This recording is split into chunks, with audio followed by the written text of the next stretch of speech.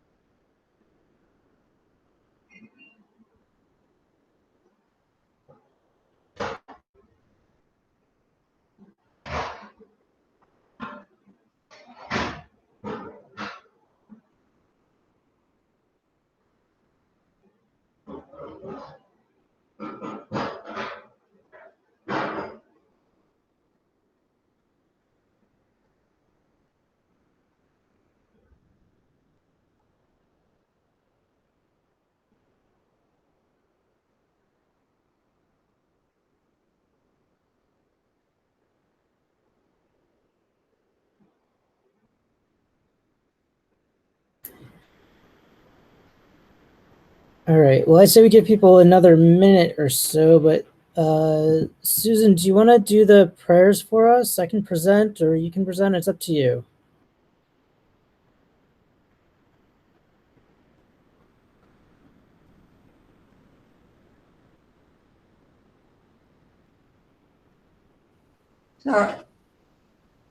Sorry, I was moving around the house. Yeah, I'm glad to do prayers.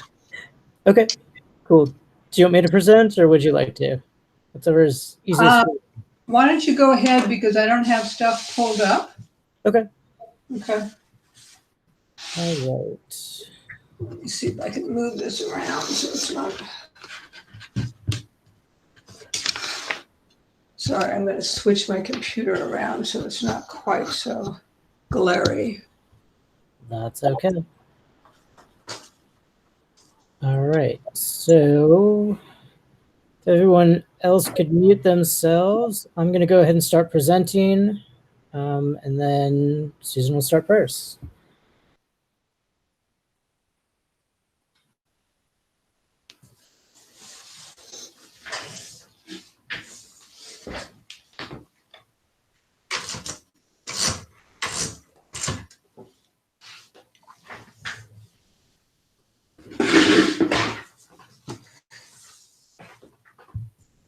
Good morning, everybody. Okay. Teacher, foe destroyer, thus gone, fully and perfectly awakened Buddha, endowed with knowledge and good conduct, gone to bliss, knower of the world, helmsman of ordinary beings to be tamed, supreme one, teacher of all gods and men, Buddha, foe destroyer, glorious victorious one, Shakyamuni, to you I pay homage, make offerings, and go for refuge. Teacher, foe destroyer, thus gone, fully and perfectly awakened Buddha, endowed with knowledge and good conduct, gone to bliss, knower of the world, helmsman of ordinary beings to be tamed, supreme one, teacher of all gods and men, Buddha, foe destroyer, glorious victorious one, Shakyamuni, to you I pay homage, make offerings, and go for refuge. Teacher, foe destroyer, thus gone, fully and perfectly awakened Buddha, endowed with knowledge and good conduct, Gone to bliss, knower of the world, helmsman of ordinary beings to be tamed, Supreme One, teacher of all gods and men, Buddha, foe destroyer, glorious victorious one, Shakyamuni, to you I pay homage, make offerings, and go for refuge. When you, chief of humans, were born, you took 7 steps on this great earth, and you said, I am supreme in this world. To you who were wise at that time, I prostrate. Completely pure body, supremely fine form, ocean of wisdom like a golden mountain, fame that blazes in the 3 worlds, supreme protector, to you I prostrate. Endowed with the supreme marks, a face like the stainless moon, a color like gold, to you I pay homage. The 3 worlds are not like you, who is free from dust, matchless one, endowed with knowledge, to you I prostrate. Protector endowed with great compassion, omniscient teacher, field of ocean-like merits and good qualities, to the thus gone I prostrate. Through purity, free from attachment, through virtue, releases from the evil-gone realms, unique, supreme, ultimate meaning, to the Dharma that brings peace, I prostrate. From freedom, teaching the path, well abiding in the pure trainings, holy field endowed with good qualities, to the Sangha also I prostrate. Homage to the Supreme Buddha, homage to the Dharma refuge, homage to the great Sangha, to all 3, ever devout homage. To all worthy of respect, bowing with bodies as many as all realms, atoms, and all aspects, with supreme faith I pay homage. Do not commit any non-virtuous action, accumulate virtue and goodness, subdue your own mind. This is the teaching of the Buddha. Like a star, a mirage, a lamp, illusions, drops of dew, bubbles, dreams, lightning and clouds. Look at all conditioned phenomena as such. Do this merit, having attained the state of the all-seeing, and thereby subduing the enemy of faults, may I liberate migrators in the ocean of existence, stirred by the waves of aging, sickness, and death.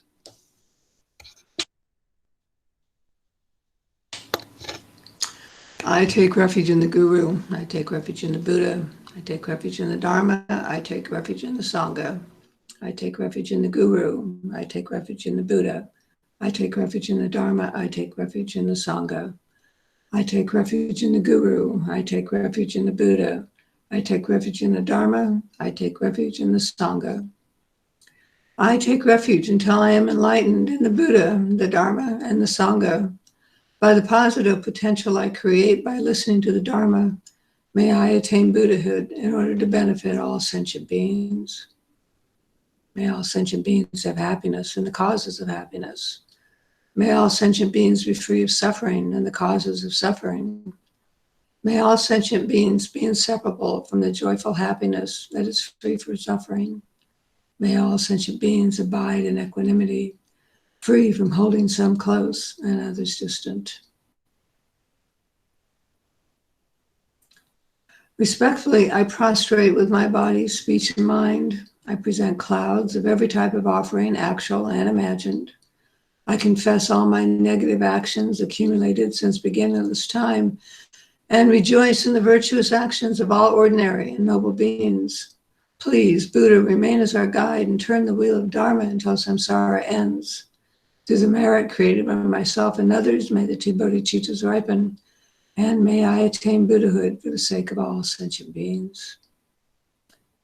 This offering I make of a precious jewel mandala, together with other pure offerings and wealth, and the virtues we have collected throughout the 3 times with our bodies, speech, and mind. O my masters, my yidams, and the 3 precious jewels, I offer all to you with unwavering faith. Accepting these out of your boundless compassion, please send forth waves of your blessings. Idam Guru Ratna Manolakam Ratiyami.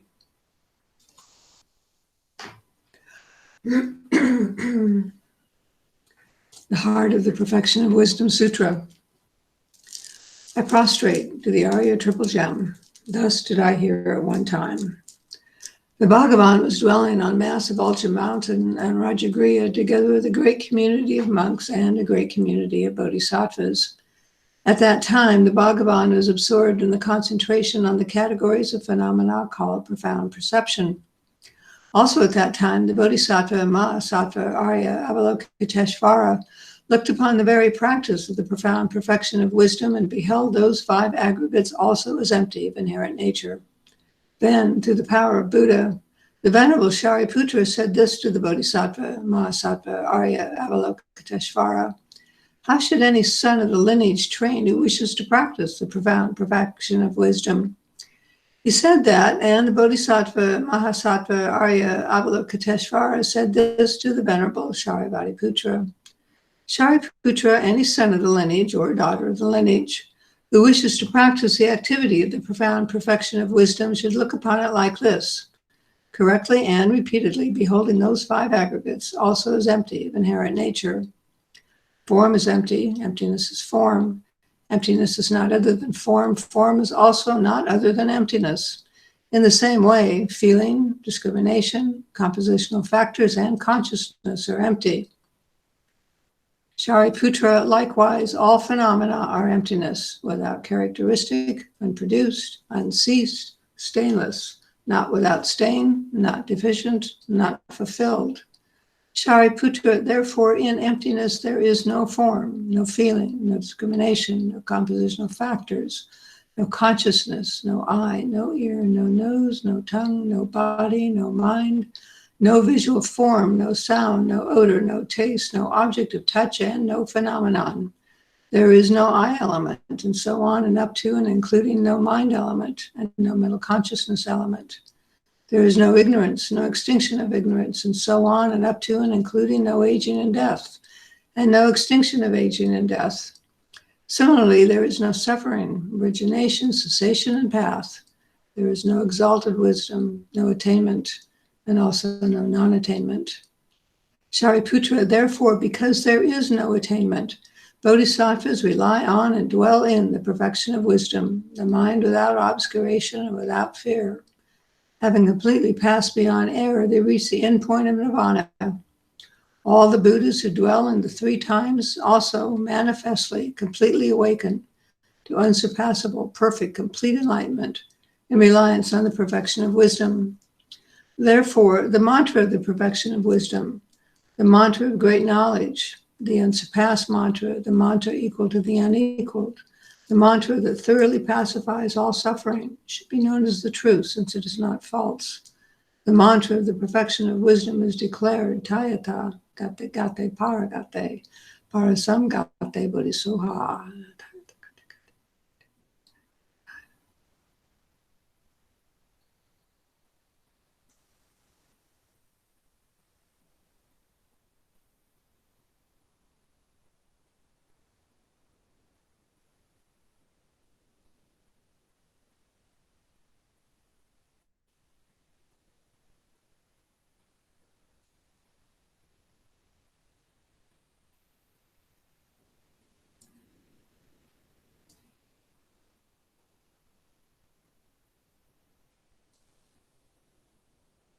Tayata Gate Gate Paragate, Parasam Gate Bodhisoha. Shariputra, the Bodhisattva and Mahasattva, should train in the profound perfection of wisdom like that. Then the Bhagavan arose in that concentration and commended the Bodhisattva, Mahasattva, Arya Avalokiteshvara, saying, well said, son of the lineages, like that. It is like that. One should practice the profound perfection of wisdom, just as you have indicated. Even the Tathagatas rejoice. The Bhagavan, having thus spoken, the Venerable Shariputra, the Bodhisattva, Mahasattva, Arya Avalokiteshvara, those surrounding in their entirety, along with the world of gods, humans, Asuras, and Gandharvas, were overjoyed and highly praised that spoken by the Bhagavan.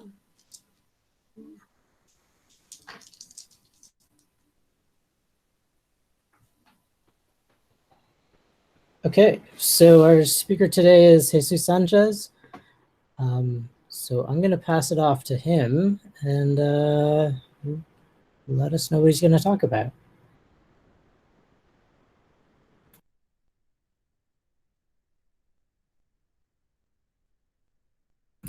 You're on mute still.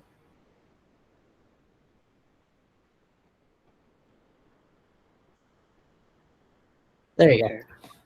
How about now? Okay. Good morning, everyone.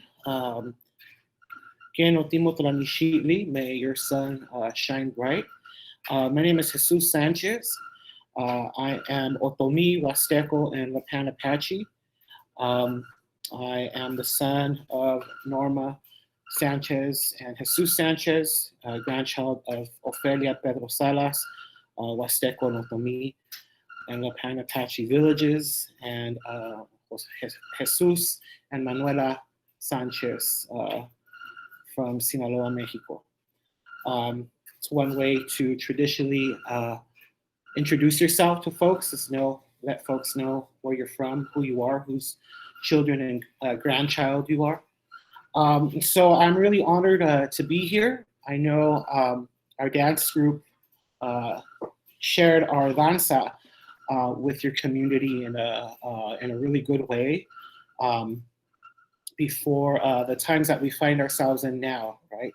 And so I am very honored to be able to share with you our traditions, right? And I think as individuals see where we connect and how we view the world, view our practices, and just engage, because we could articulate anything, but everything that we do is really about relationships.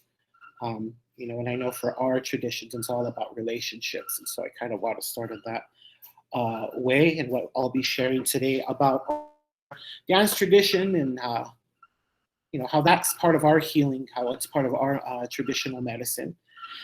And then just sharing a little bit more information and background about the dance tradition. So I belong to a group of danza here that's been in California since the 70s. And we are connected to, I'm from the mesa or table. I stumble a little bit in sharing these talks in English, because I seldom ever talk about this in English. So I have to just say that. From Mexico City, under La Mesa del Santo Niño de Atocha. And so if you know a little bit of Spanish, you just heard that I'm under the table or branch of the Saint Child of Atocha, which is Catholic, right? And so I'll speak a little bit of how our community, our ancestors had to navigate retaining our traditions by masking it with subterfuge or Catholic imagery in order for us to survive. When the Iberians, the Spaniards came, it was around the same time that they were also taking back Spain and holding the Inquisition. And so they brought it here too. And we had to develop a form of being able to keep our traditions by looking like good Indians who were practicing Catholics. And we still play that till this day in a lot of ways. And some folks don't know that. A lot of even the Mexican Catholic traditions are indigenous traditions. So there's a lot to share.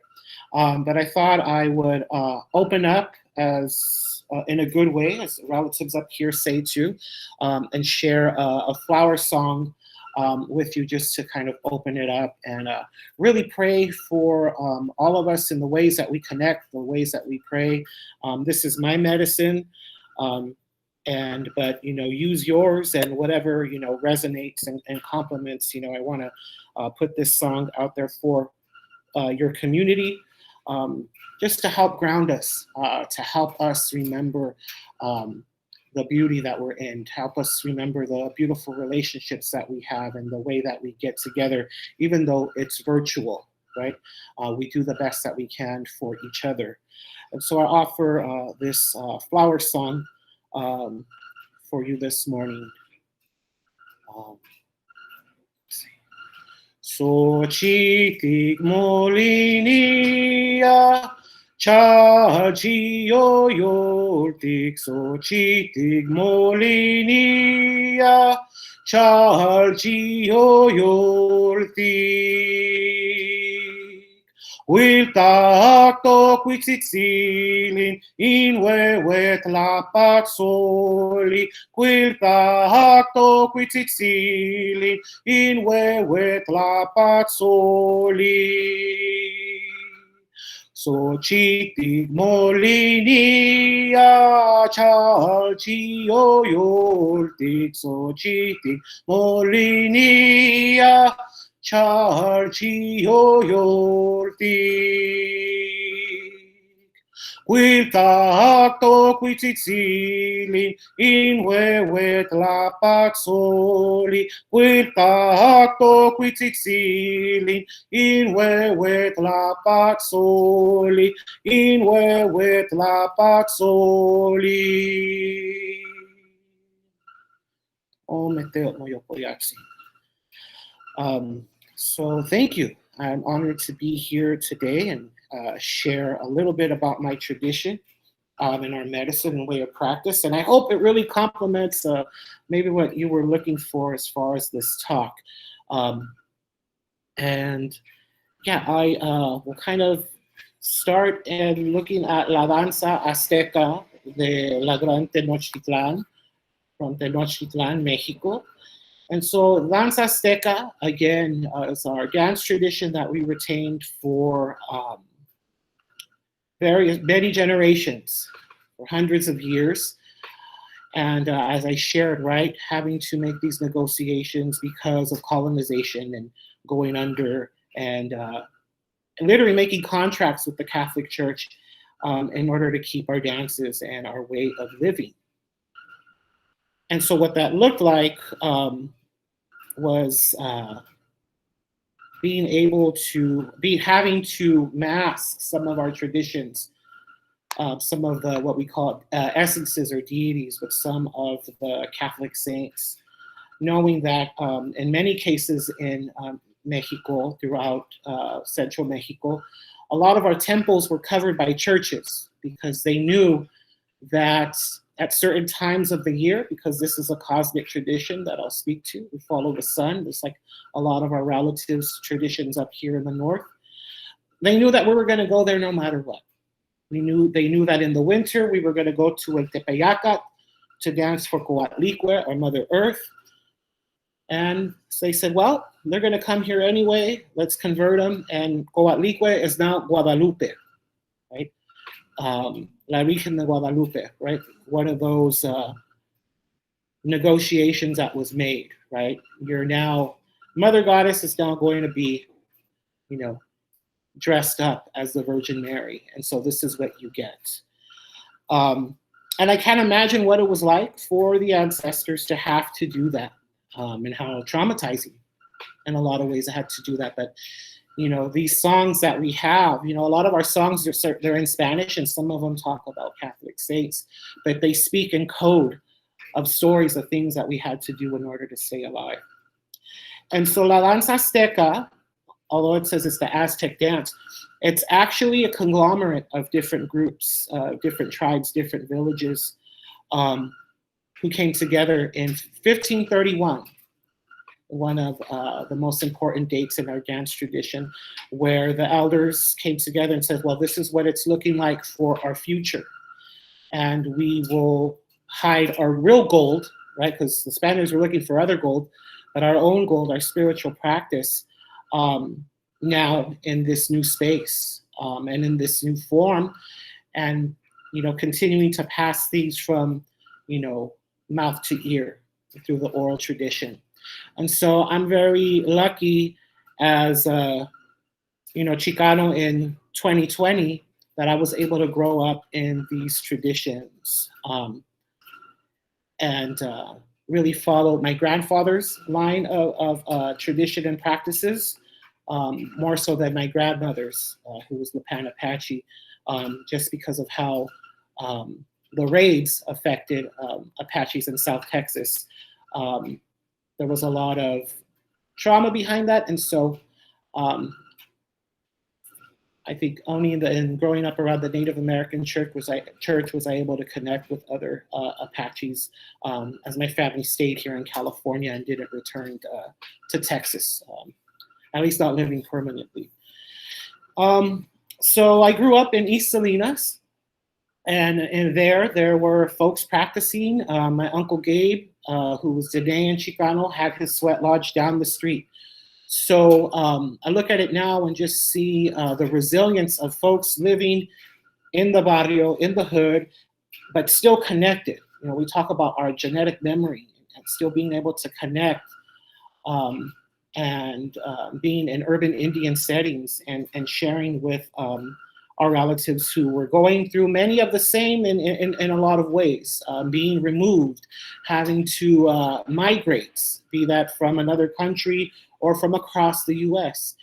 And so I was very blessed to have grown up and be exposed at such a young age to many Indigenous traditions. My grandfather and my mother saying, this is what we have up until this point, but the community here could teach you more. And so I've been dancing since the age of 14, continued to dance yesterday all day. We finally had an in-person practice, socially distanced, but it was good for us. And the tradition came up to the United States in a stronger way because the Danza Azteca came up to the US in the 70s with elders Andres Segura, Florencio Yescas, who were from Mexico City and who grew up around the traditions and these pueblitos that I've had, little towns that I've been blessed to be able to visit and go have ceremonies in. And, you know, it took life here amongst a lot of Chicanos and Indigenous people because we were hungry, having to survive also, you know, what we're all trying to survive right now, which is US politics. And being able to find ourselves and remember what we have. And so La Danza, the dance tradition, like many what we call red traditions or Indigenous traditions here in the Americas, is the one thing we have in common is we follow the sun, right? We follow that tradition. We respect always the four guardians, the four winds, the four directions, who for our Mother Earth are the witness of how the sun moves around our universe, how we, you know, the orders that really ordain kind of the movement. And for us, the dance tradition is the way to connect to the true vibration of the universe, you know, the energy of the earth. And for a lot of ways, it regrounds us, particularly in, you know, the ages that we find ourselves now, to really get grounded. And for us, it's our way of equilibrium, to really understand all the different rhythms, to really understand the changes in the seasons, to understand the changes within ourselves. And as I said, to have that relationship once again with the earth, with the medicine that we use. And I'll use medicine a lot, but what I mean by that is everything from this, you know, medicine that I'm burning, copal, to the feathers that we use, to our regalia. We all have relationships with it. Well, typically now I'm seeing a lot of it being bought by other artists who create regalia, but you make your own regalia. You know, you're passed down your feathers through ceremony. You can't buy it. You know, well, now you can, but that's a whole other thing. But you are taught to build those relationships and understand why you carry what you carry.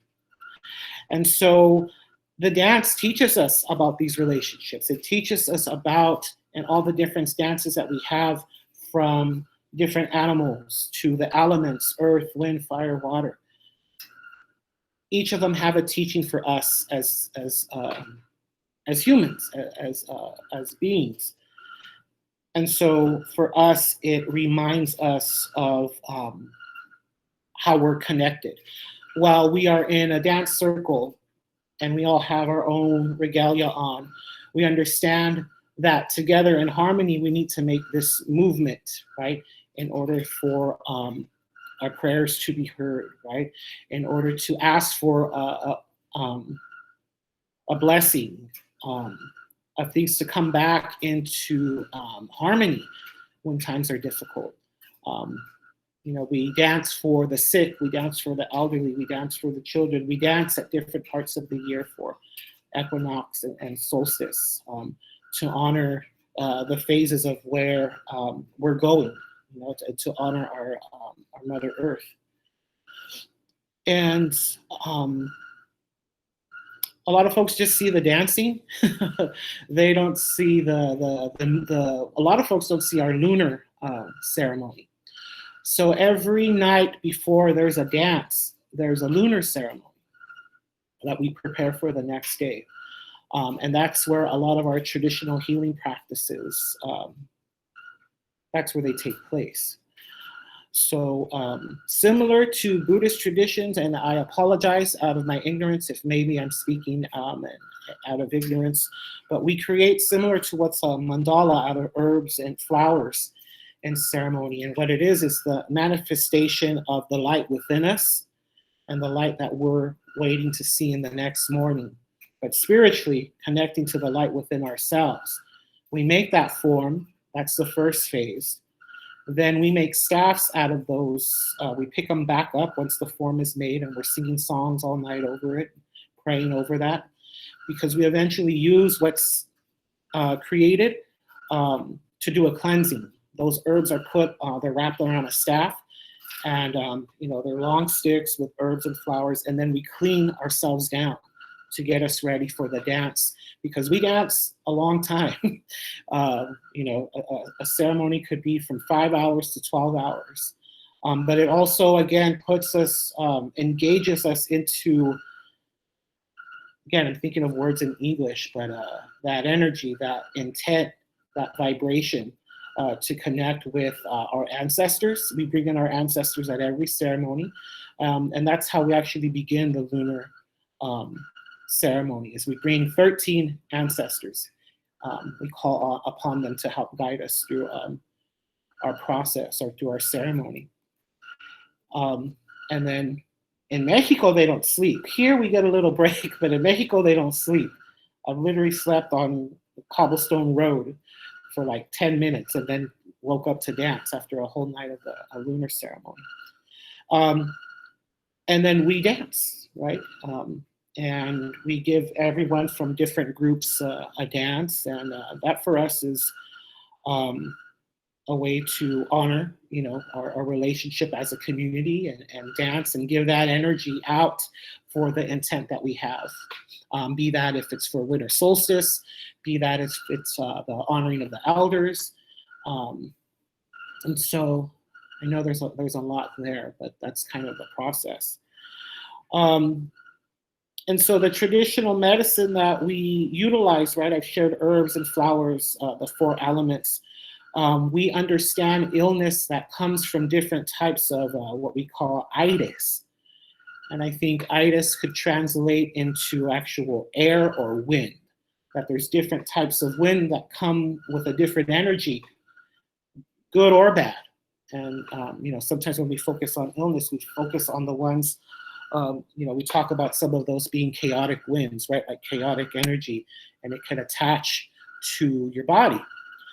And so the dance, in one way that we see it, there's sacred numbers that we have that the universe has allowed us to understand about ourselves and the earth, right? We have 13 important joints, right? Our neck, right?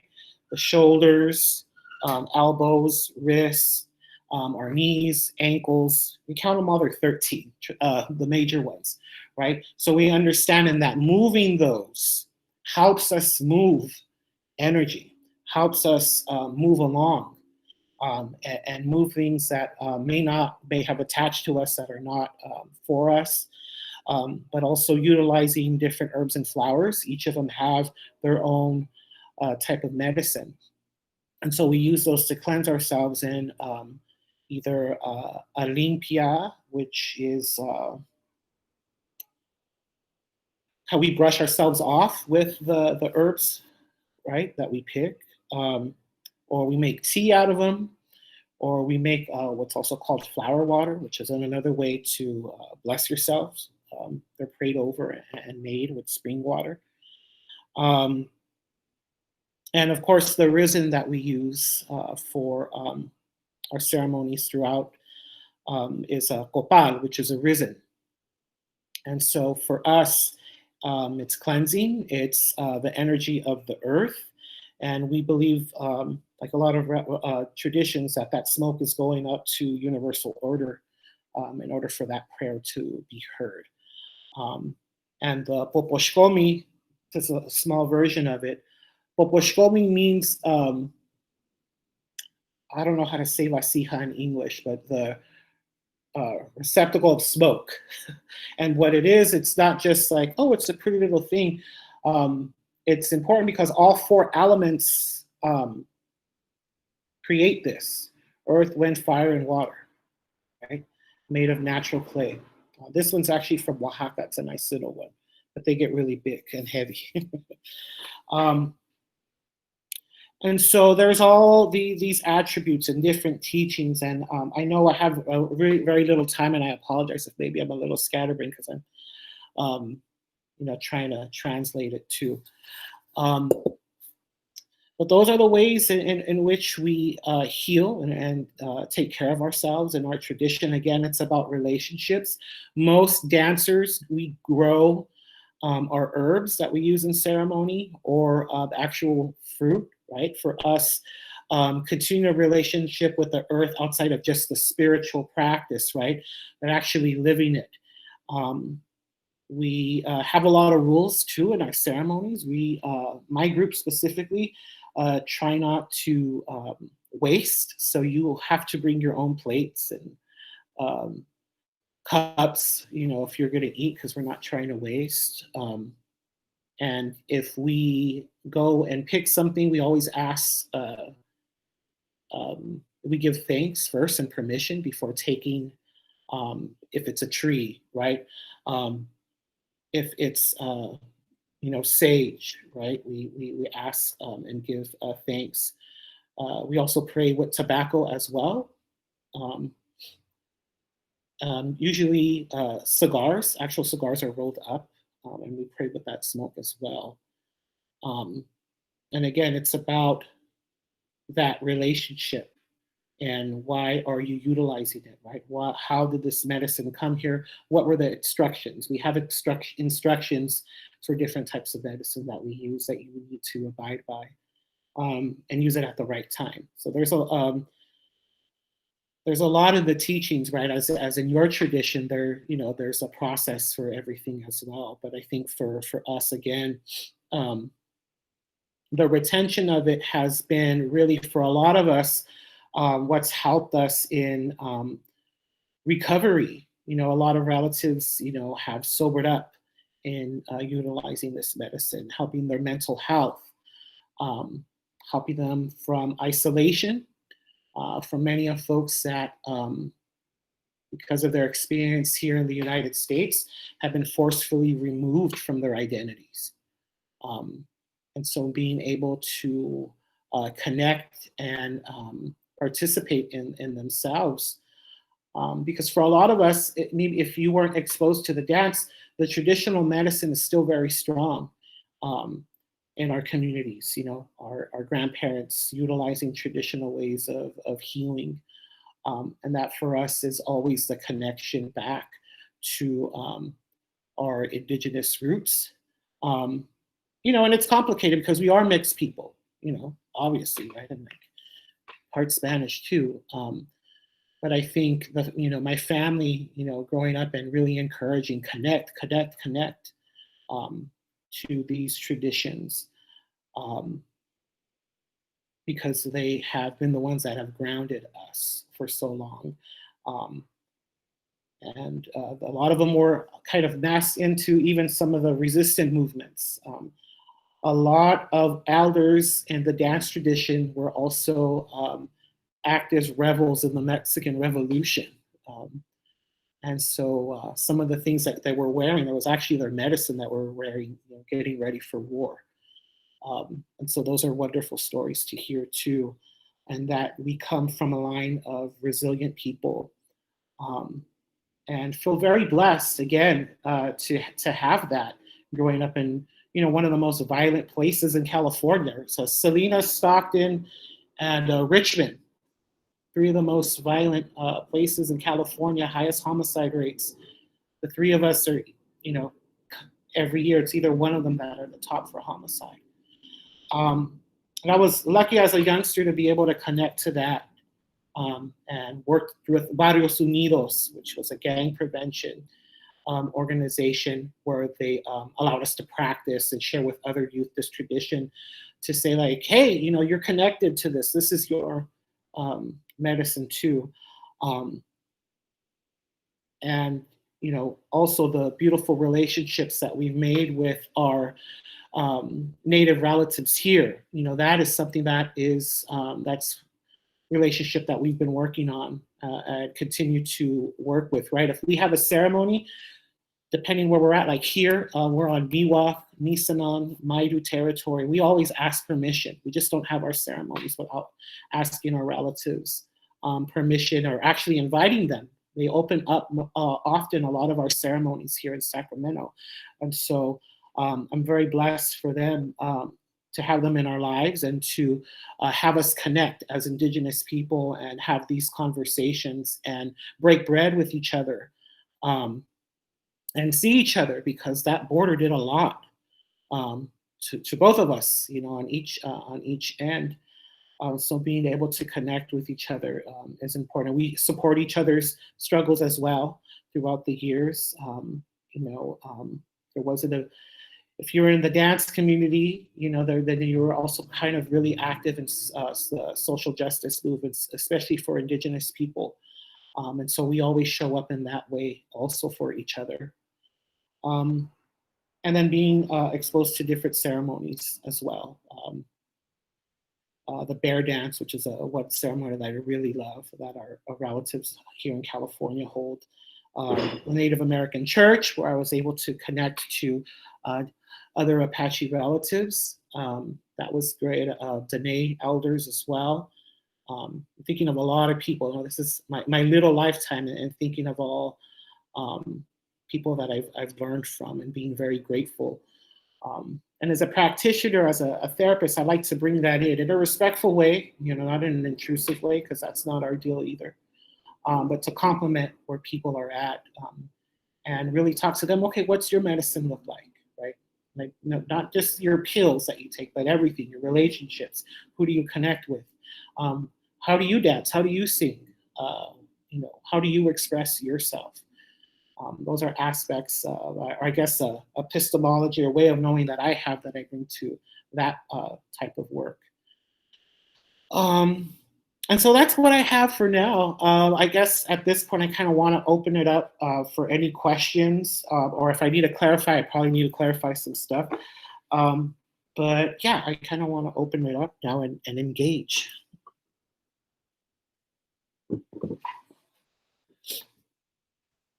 Hi, Jesus, this is Susan. I think the thing that I'm most incredibly struck by is the tight connection between body, speech, and mind. This is so embodied. And it's just this within, it's just amazing connection that there's really no song without body. There's no, it's like so tight. And that is maybe not so obvious to most white Americans, is how, not only we lost touch with the land, but with our own bodies. And the dance and the singing are just bring that all together. That's really wonderful to hear. Yeah.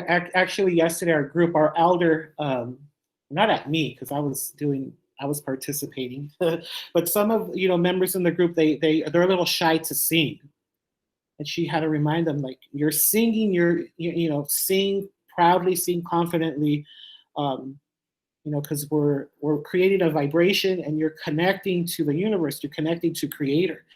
So be grounded in who you are. Remember that, right? And present that energy, because it's not just a song, right? It's a vibration. She actually used the word vibration, right? And so it's all a part of that. She's like, you dance beautifully, but this part as well. Like, don't be afraid of it. And I remember growing up in Sweat Lodge, uncles telling me the same. Don't be afraid to sing. Right? You got to move whatever is in the way and sing, and know that, consider yourself talking to God when you sing. So those are things that I always kind of kept in mind, right? Like when you say your prayer, just don't go over it like practice or just routine, right? But connect to that medicine that is there with each word, right? I was listening and hearing your prayer and seeing the medicine in that and those teachings, right? Because that's how it then fully becomes part of our being, right?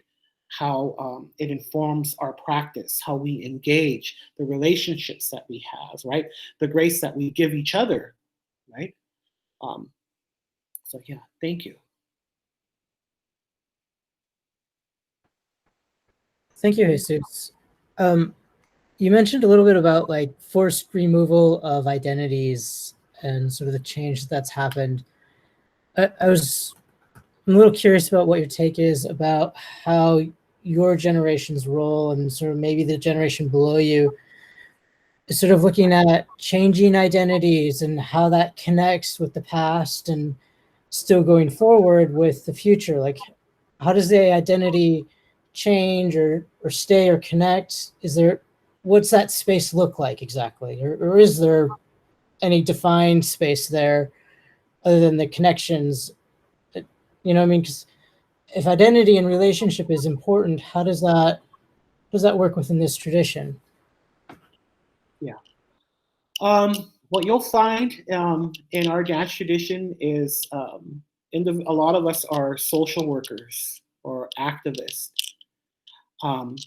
And with the politics, I'll speak for my generation of the 90s, with lands being taken throughout the Americas, the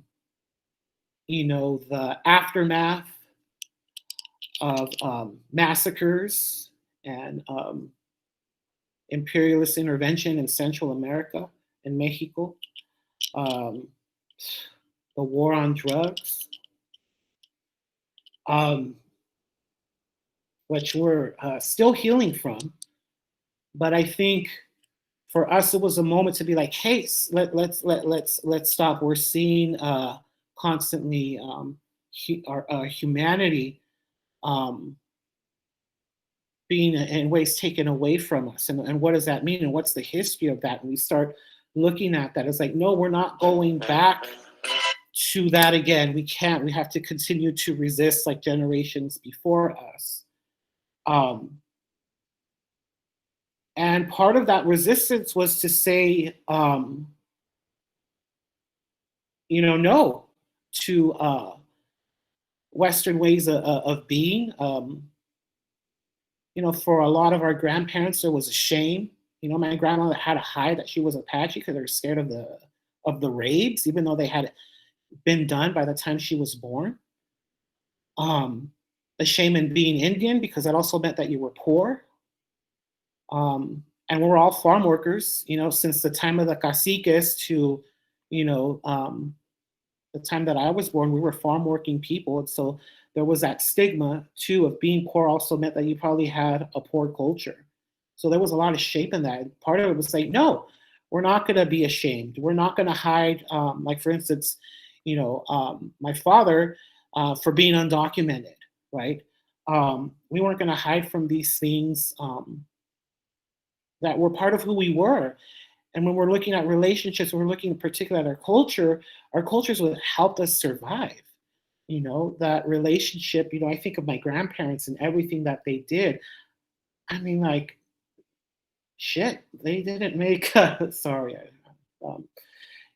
how they survived, I can't imagine it. The income they had and the miracles they made. I'm ashamed. I'm like, oh, I need to be better with my money. But what they were able to do and to keep that very indigenous perspective of everyone that goes into your house leaves with a stomach full. You know, in an economic crisis, they made those miracles happen. And it was really about that family, right? And for family, it's bigger than us. And my family, it's a matriarchal family. My grandma was the head. Now it's my eldest aunt. And family was very expansive. Our cousins are our siblings. And that's still, you know, how it's seen in our family. But also folks in your community, right? It's bigger than that, because we know throughout times that we've all needed each other in order to survive, right? We need each other to create the centers where we participate in culture, where we participate in action, where we participate in redefining the spaces that we make, right? For instance, you know, there's a lot more discussion now about gender and sexual identities in our circles, right? Because of those struggles that have been continuing and knocking on the door. It's like, hey, we're part of this circle too, right? I'm Two-Spirit, I'm part of this circle too. And being able to say, you know, yeah, we need to heal from that toxicity, that colonization that didn't allow us to see ourselves in many ways, in the ways that we treated, you know, women, right? For a lot of families that are still very patriarchal, right? So it's an ongoing conversation, and I've seen these discussions evolve in the dance tradition as well. You know, being a queer person, Two-Spirit person myself, been given a particular role. And piecing it together, right? Because that knowledge too was taken away from us. And so I see it as evolving, and it's connected to the politics a lot. And being Indigenous has always kind of been looked as like rebel, like, why are you not conforming to modern Mexico's idea of the mestizo, of the mixed person who prefers and identifies with Western aspects of Mexican society. And that's a reality throughout all of Latin America, and a part of the struggle too. So I hope that kind of answers a bit that question. But yeah, it's like, how do you survive as Indigenous people through capitalism, through colonization, through the need to migrate, right? And this is in that migration, right? Kind of see danza as a diaspora, because there were the first elders who brought it, but more folks and from different Indigenous villages have come into the US, right? And so there's Triqui, Zapotec, Mixteco, Nahuatl, Otomi, all of us living here together and, you know, hearing each other's stories of migration. But I'll stop there.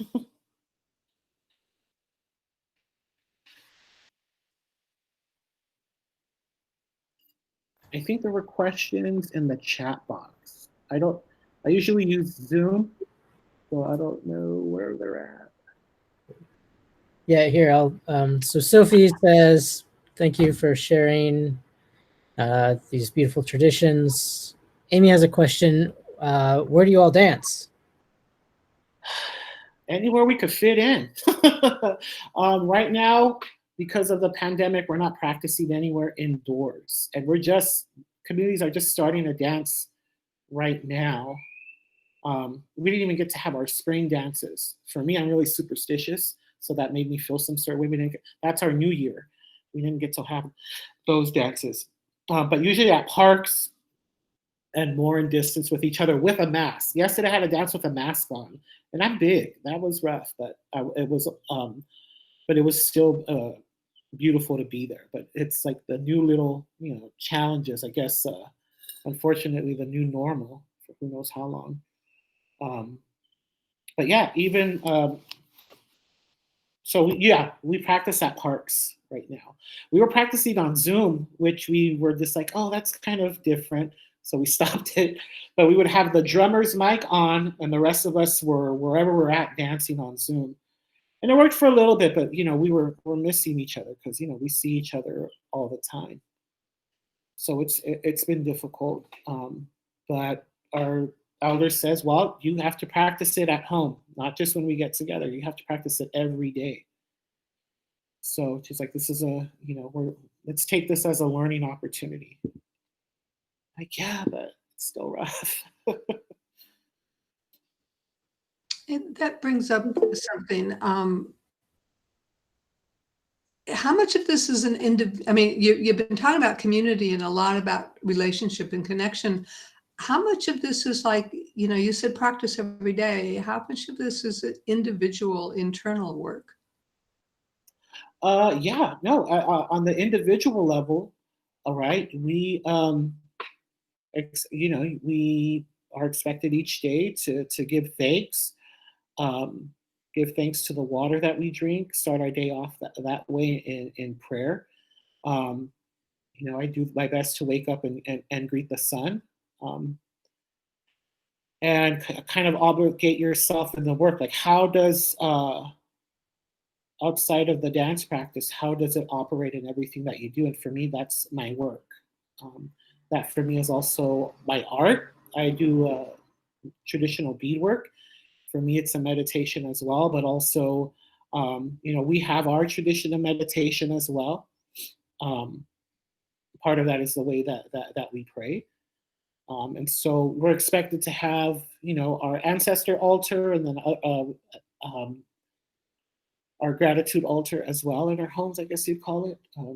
Like, I'm trying to translate things, but, we connect to our ancestors. It's a big ancestor worship tradition, I guess you would say. And from late August to the last day of Dia de los Muertos, November 2nd, we are in ceremony with the ancestors, because that was the harvest time. And usually, traditionally, those celebrations started in August, but again, those negotiations we had to make with the Spanish. And with Catholicism, it was called Xocohuetzi, which was meant the first fruit to fall from the earth, and that would be the beginning of this last harvest as we move towards fall and winter. So yeah, you're kind of in an individual obligated. Okay, so now together we create this harmony. But how do you create that harmony for yourselves, for your home, for your family, and how do you keep up with showing gratitude and respect to your path and to your ancestors? And part of that is keeping your altars and waking up and doing your prayer. And there is how do I translate it into English? We leave flowers and we leave song. Is a dicho, a saying that we have, that kind of marks the way that we live. Meaning, everywhere that we live a flower, be that some type of offering or a song. So that could be actual word or actual song, some type of offering that we leave. We want to make sure we leave that. And so, and we call it, I guess you call it the flowered path, kind of similar to our Yoeme or Yaqui relatives too, and wanting to leave that offering in a word and a gesture and an action.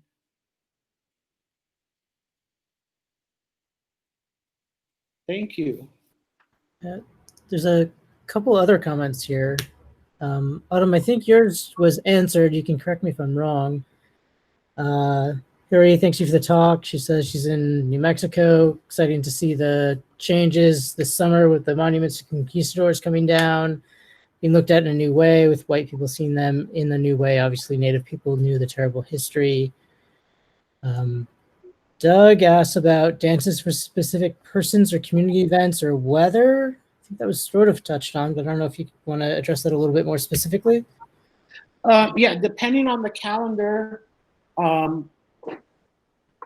time of the year, there's certain dances that are done for the changes in time, the equinox, the solstice, and then also some historical dances for certain times, certain victories that we've had in the community, important times when the Cuauhtemoc, the last Aztec emperor. It's his birthday in February, so there's a big celebration there. We have dances for each direction as well, north, south, east, and west, and it honors children, men, women, and elders for different parts of the year. And so those are times that we honor. We have our honoring of the elders in May. And in the spring, the new year, that's when we honor the children too, because it's, that new life. So that's when we honor that. We have the rites of passage for young men and women. For the young women, the Shilonen, which is the tender corn ceremony, happens in the summer. And for the young men, the warrior ceremony is in fall, which we won't be able to have. Not in the way we used to, at least, but they, within their families, we're supporting them for those for that right. Yeah. And for weather, I don't know if folks are asking about maybe a rain dance. We have a dance that represents the rain, but we don't have a dance ceremony particularly for that.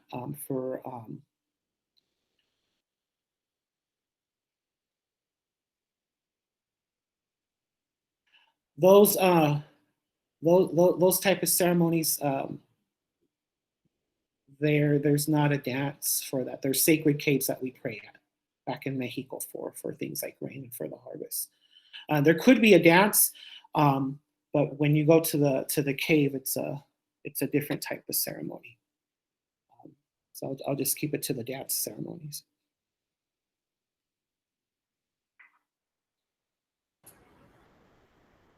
Do you want to maybe do one last question if there's any? It's up to you. Oh, yeah. There's none in the chat at this point, so. Okay. Yeah, thank you. I'm sorry if I kind of stumbled along the way. There's a lot to talk about, and to put it in together in a really short time. I pray that I did it justice.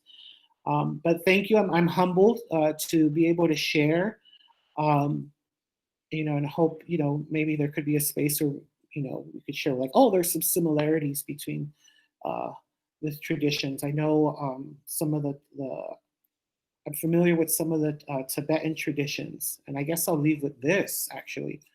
In the 80s, a group of Buddhist monks traveled to Mexico City and met with our elders who are part of White Roots of Peace, which was somewhat of a prophecy of connecting the North and the South here on Turtle Island, Indigenous peoples.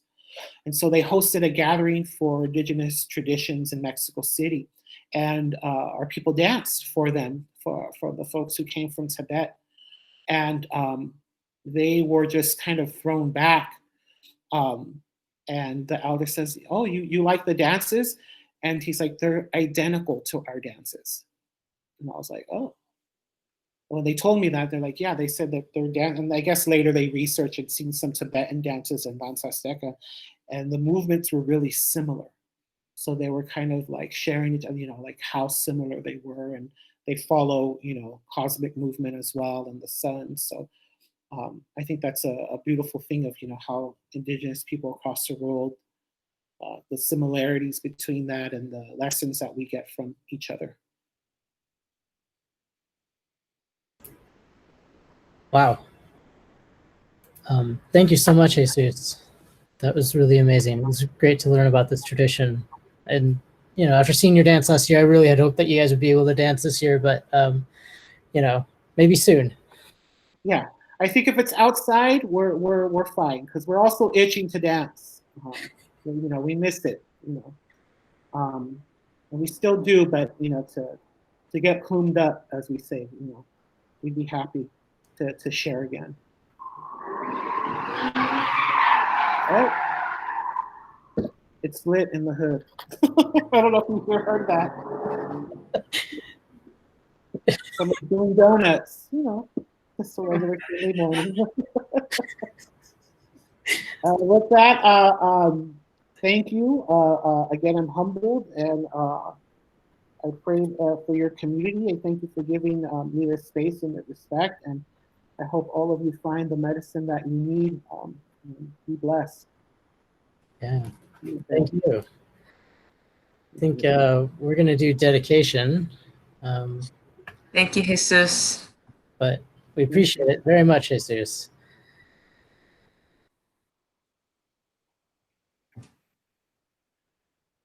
All right, take care.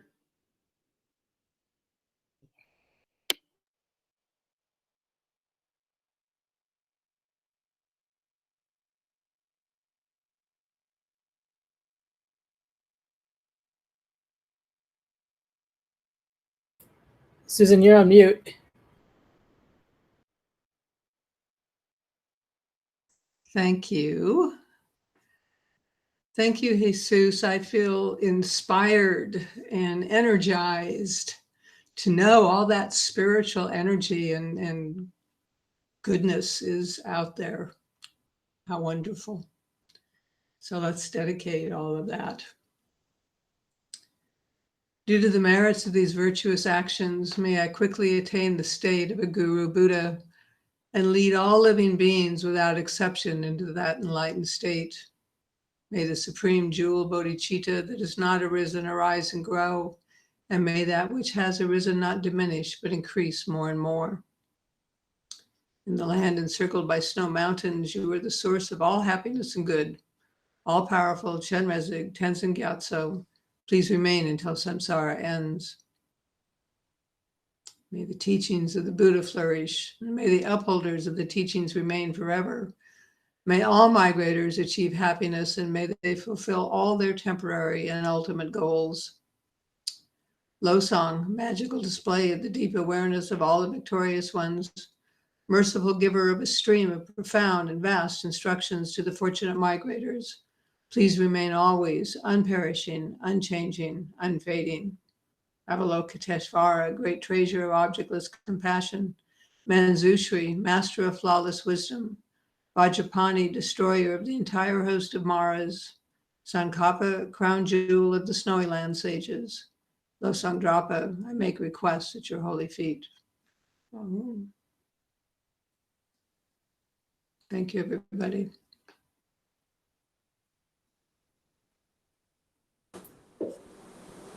Thanks, everyone. Have a great Sunday. Take care.